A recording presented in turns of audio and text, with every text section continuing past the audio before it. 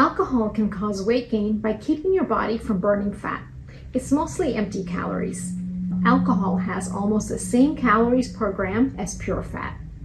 There is also a direct correlation between alcohol consumption and increased appetite. Drinking can interfere with the hormone leptin, which signals our brain when we've had enough to eat, causing us to eat more in order to feel full. Also, researchers have found that alcohol affects an area of the brain that controls appetite, and this can cause intense hunger, especially the day after drinking. Alcohol triggers the part of the brain that makes us feel hungry. Did you know that having 4 and 14 drinks per week adds an extra 600 to 2100 calories?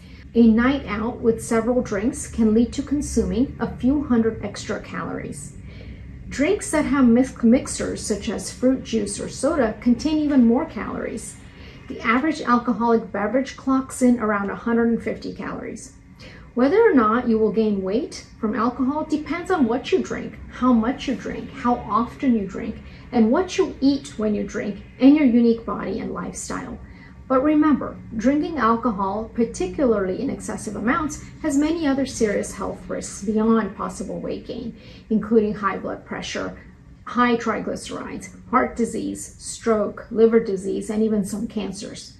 So it's important to monitor your alcohol consumption as part of a healthy diet, regardless of whether or not you're managing your weight.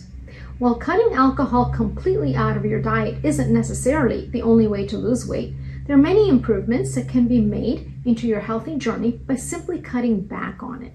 If you do plan to drink, enjoy a vodka or whiskey on the rocks and skip the soda. Having something to eat beforehand will help slow down how quickly the alcohol gets absorbed and will help prevent all of the above. Be mindful of serving size. In a standard wine glass, 4 ounces should come up to about a quarter of the way or a little bit under the halfway point of the glass.